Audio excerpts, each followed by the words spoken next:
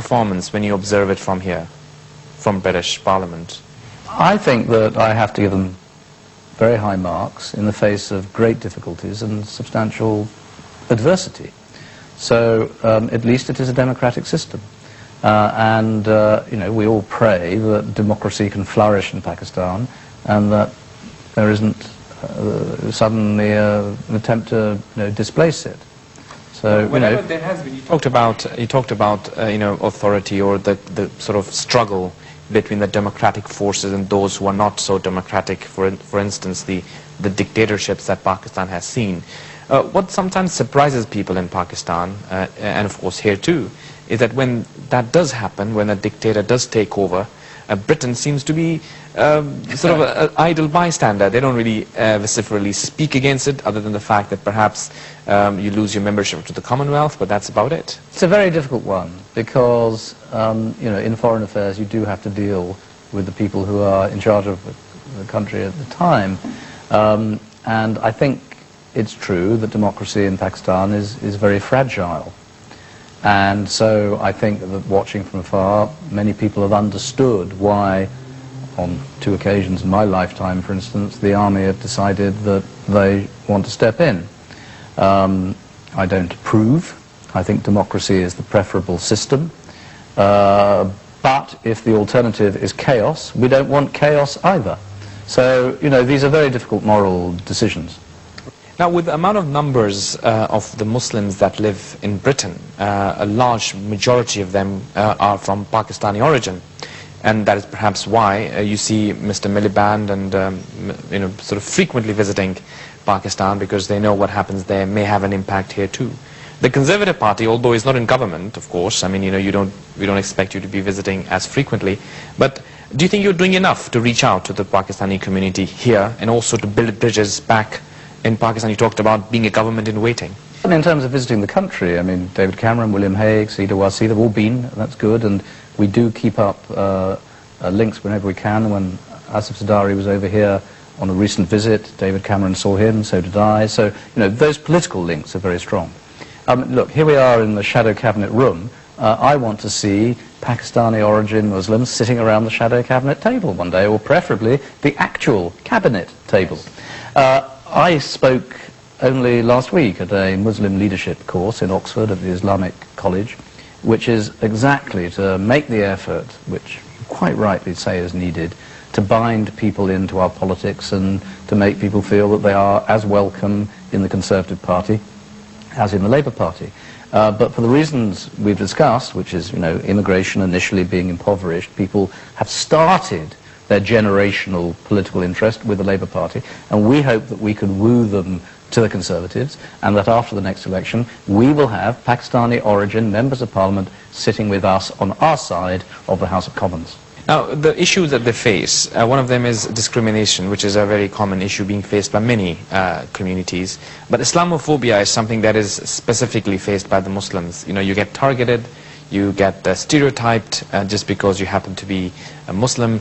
That has happened in the aftermath of 9/11, the way Mr. Bush conducted the world, if I can say that. People expected change from Mr. Obama there, and they expect change from David Cameron here. What can you tell us will change for the British Muslims living in Britain with your government? Well, I think it's just saying they're welcome is very important. I mean, I think that stereotyping Islam is very, very disadvantageous for everybody, very counterproductive. I think that George Bush's language about Islam was unduly simplistic, and lumping together all sorts of different concepts and countries into one great label was wrong. I think that we also have to make the point that sometimes some clerics do use very inflammatory language, and that isn't acceptable either, because it gives people the excuse to label them with a stereotypical name. Yes. The best thing we can have is people reaching positions of authority and being role models, and making sure that in that line of members of Parliament sitting on the benches of the House of Commons, they're not all white male. No, come and join us, and then you've got no excuse for complaining that you're not part of us. We're really keen to have more people with us in Parliament. Well, opportunities need to be created for people like that. Labour has done that, and I think you need to do that. Your party needs to reach out, because people do not have, first of all, the awareness. And I've been speaking to many young British Muslims and Asians here. I think more needs to be done. This is the criticism that comes on your party, even maybe from your well-wishers. Possibly, but I think it's unfair. I mean, we are really doing our utmost, but, there are about 400 Labour MPs and 200 Conservative ones, so we were beaten in 3 elections down to our basic core, and it has therefore been difficult when you're, down to your mere 200 to get people into the Commons, because we don't have nearly enough at all in the Commons. Next time, let's say if we go up to 400 with lots of new candidates, then they'll be here. Well, Labour is expecting to have maybe, double the number that they have. I mean, do you have any sort of safe seats that you are expecting certain people from the minority communities to be elected? But I'm sure there are, but I mean, the great thing is that at the next election, when we win a lot more seats, I mean, call them safe, call them marginal, if they get elected, they're in, and that's what we want. Right. In terms of the issues that relate to the Muslims living here, one of them is, of course, immigration. Immigration in the sense that families divided or want to join them, or others that come here as students. You must have heard of the recent incident that a few Pakistani students were just victimized, were detained and later released without any charge, merely, nobody knows why. And this is the kind of stereotypical attitudes that I'm talking about. Many people who want to come here to study have been discouraged to do so. First of all, we want international students to come to the UK.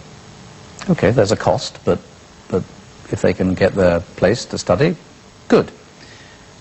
We have to control immigration. I think any country is entitled to do that. And there are some risks, because some people who come into this country do not have our best interests at heart. So the system of vetting people and admitting them has to be firm, but it's got to be fair. And if for no reason they detain people, then I regret it. But we have to accept as well that there will be occasions where it's perfectly legitimate to detain someone because there are legitimate suspicions.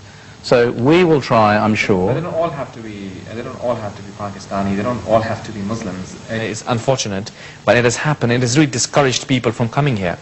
Well, as students. Yes, I mean, I'm sorry if it has done that. It's a pity. We don't want to discourage people just like that. But we also have to accept that that is the origin of a lot of the risk we face at the moment. And, that's undeniable. Right. I mean, I think what it also means is that if we are looking at, let's say, third-generation Pakistanis in Bradford, there is, I'm sorry to say, a large group of them who feel very, very alienated and bitter and angry and almost violent. Well, we have to overcome that. But that's a result of them being neglected. You could say that, or you could say it's that they haven't participated. Whatever the social reasons are, and they are very complicated, we need to overcome them. Because it's important that, particularly for someone who's been born here, that they should feel as much part of the country as anybody else, and not feel alienated. So we need to address those problems. Yeah. Those problems need to be addressed, and of course they may say, like you said, that they don't have the opportunity to become involved. You might say that they're not doing enough to participate. So ultimately the onus is on the